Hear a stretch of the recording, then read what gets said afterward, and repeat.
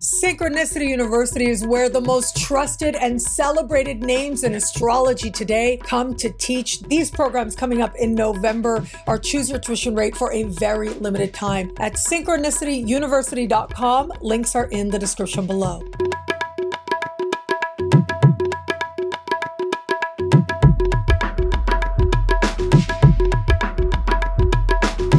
Hello, fabulous superstar Sagittarius. Welcome to your horoscope for the month of October 2023. I am your astrologer, Nadiya Shah. Thank you for being here. It is a remarkable astrological month, without a doubt. Big moves happening in the sky now. It is a very special time. It is eclipse season this month, but eclipse season isn't isolated to 2 weeks, the second half of the month. You are going to feel it throughout this month, powerfully so. Now, the part of the sky especially lit up, especially for the first 3 weeks, is a part of the sky for you that has to do with friendships and group alliances. Other people are going to be especially significant for you now, and your connections to them will play an important part for you as well. Now, whether it is your own personal understanding and what is shifting within you as part of your learning, whether it is the nature of the dynamic itself, I do think that your alliances must change with a month like this. As much as it may feel uncertain if a particular friendship comes to an end, that's a possibility here.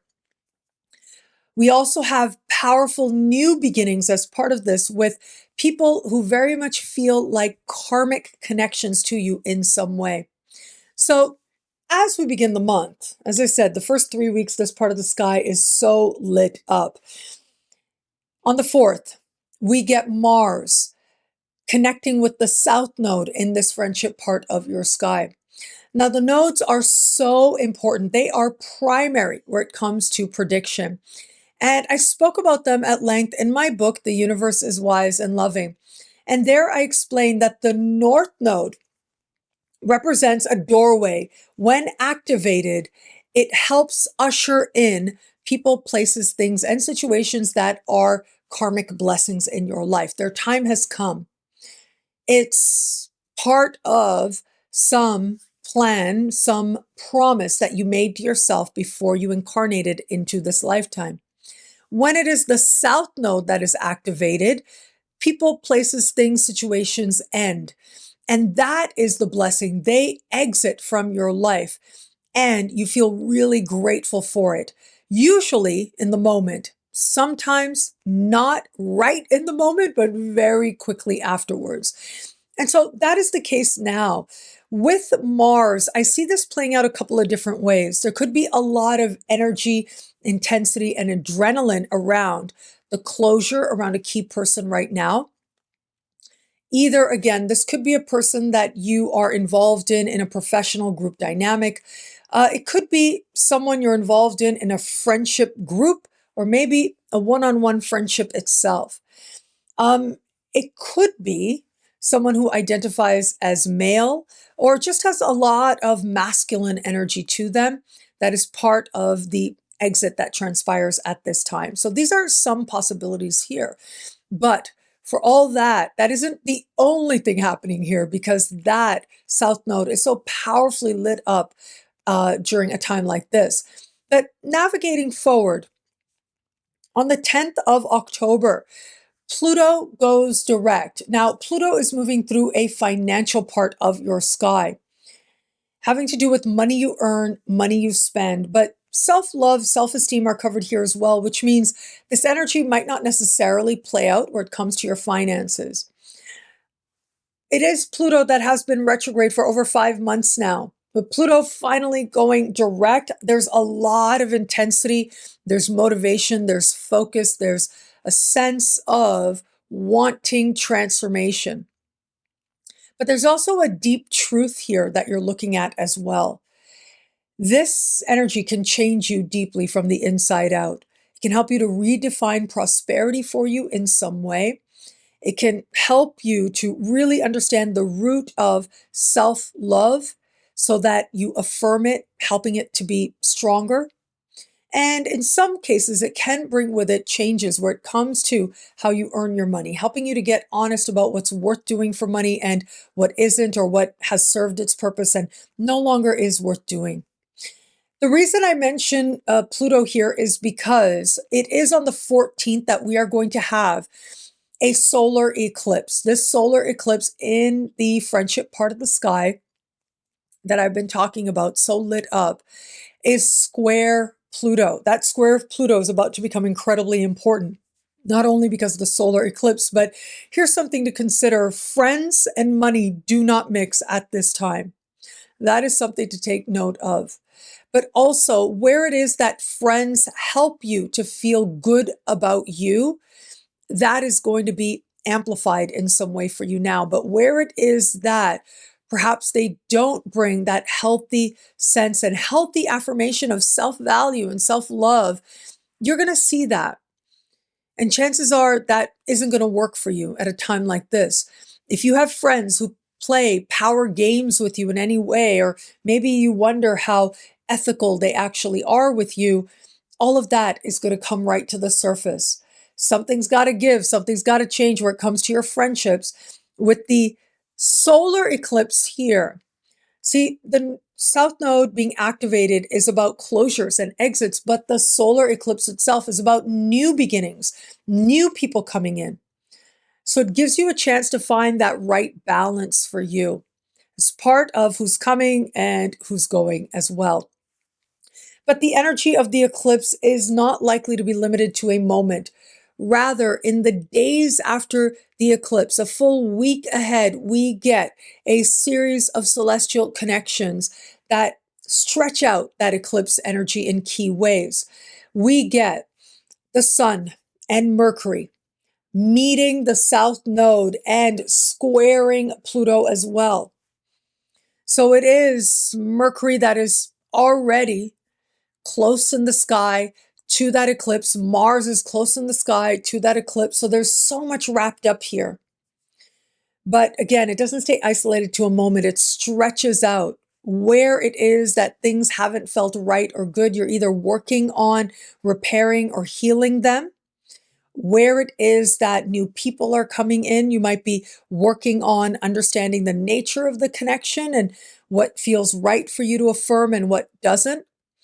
Where it is that it feels like certain alliances, you're getting a new perspective on these people, and it's changing your understanding as to whether or not you want to keep them in your life. Whatever answers you find, they're going to be uniquely your own, and they're going to be valid. But yes, the first 3 weeks of the month, chances are all of this is going to be right on the surface. But then the energy starts to shift and quickly dissipate after the 21st as planets start leaving this friendship part of your sky. And instead, one by one, they start moving into the sign just before yours, a part of the sky that has to do with what's happening on levels of soul and psyche and spirit. It is on the 28th that we have a solar eclipse. This solar eclipse is in a part of the sky for you that has to do with your daily life. And so this is about your work and your workplace and the type of work you're doing. But it's also about how well you take care of you. Your health is covered here also. So the energy of the lunar eclipse invites you to get grounded in the day, to pay attention to what you're actually doing, where life actually happens, to be more embodied and present for yourself. Lunar eclipses bring with them karmic endings and closures. But here's the thing, the eclipse is close in the sky to Jupiter. Whatever it is that's coming to an end feels like a massive blessing for you now. Very quickly, if not right in the moment, that's more likely. The ending might come about very quickly and have a will of its own. That's because Mercury and Mars in the sign just before yours are opposite that eclipse at this time. And so a client, a customer, or a coworker may exit at this time, and you're so relieved as a result. It could be that a challenging situation in the workplace comes to an end, or a difficult project comes to an end. Again, there's relief. It could be that there's a whole other opportunity job-wise that feels like it's very different than what you did before, but it feels very right in some way. It feels, again, like a blessing. It might also be at this time that some health related matter finds culmination, finds a conclusion. Some difficult health related situation comes to an end. So there's a lot here to look forward to and a lot of promise ahead as well. Now, where it comes to matters of love, it is the 7th of the month that Venus leaves shadow, but it's the 9th of the month that Venus leaves fellow fire sign Leo. And it's going to be at that time that it's going to feel like the larger Venus retrograde season is finally over. But it goes out strong, I have to say. First, Venus connects in a conversation of tension with Uranus just before a brand new month begins. And that's the energy we're bringing into this month. A high point moment, an important turning point moment as part of the larger Venus retrograde season. And then that first week of October, we get Venus connecting with Neptune and Pluto in these quick moving alignments that have you looking at what your ideals and beliefs are about love, a more philosophical understanding of love, and where that's let you down, where it's been disappointing, where the reality has been different, perhaps more messy than you anticipated. And it really helps you to then get more honest about the difference between what you think love should be, but what love might actually feel like. Both are valid, and the truth lies somewhere in the middle. For those of you open to meeting someone new, remember the larger lesson of this larger Venus retrograde season that we've been in since June has been to consider where it is that love and philosophy and belief and reality meet and where they don't. You're about to get a wake-up call as to the disconnect there.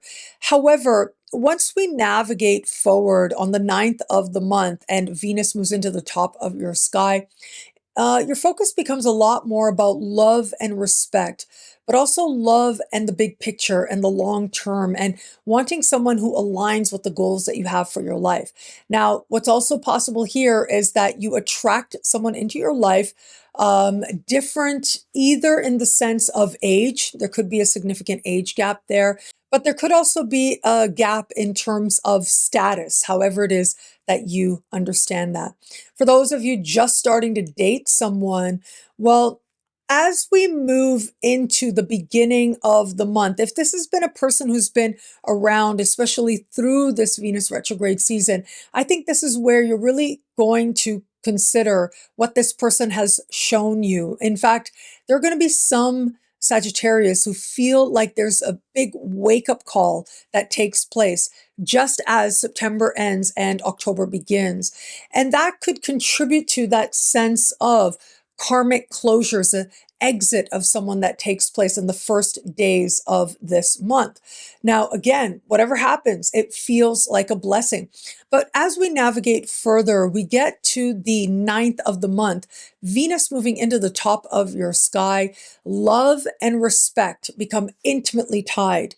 If you feel there's genuine respect here, there's absolutely a pathway forward. However, if you have doubts around that, that likely isn't going to work for you navigating forward from here.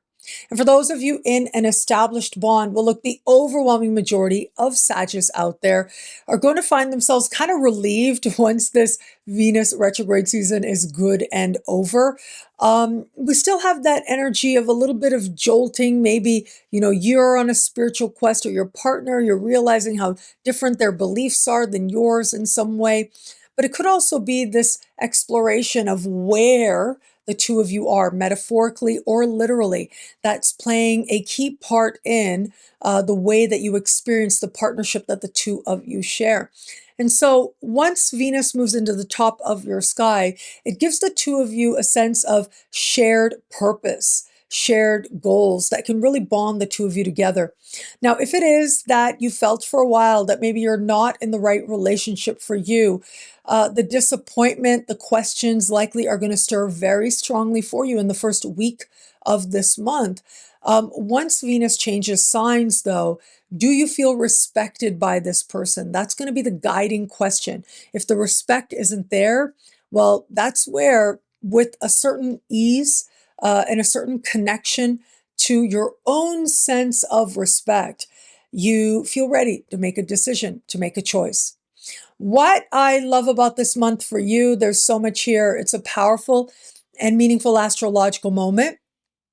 I am going to say there's a lot here, isn't there? But let's say that lunar eclipse late in the month because of how it changes your life in real ways. But more importantly, that lunar eclipse is hand in hand with your ruling planet Jupiter, which means that it isn't just about what's happening with your work or with your health. It's more than that. It's deeply meaningful to you. But regardless of what's changing, it seems like you feel it is a big blessing. And those changes will come on very quickly, where people, places, things, situations may exit now, but you see it as a really good thing, as part of being able to live your life more on your own terms, the way that you want, feeling that much more fulfilled and happy as you move through your days ahead.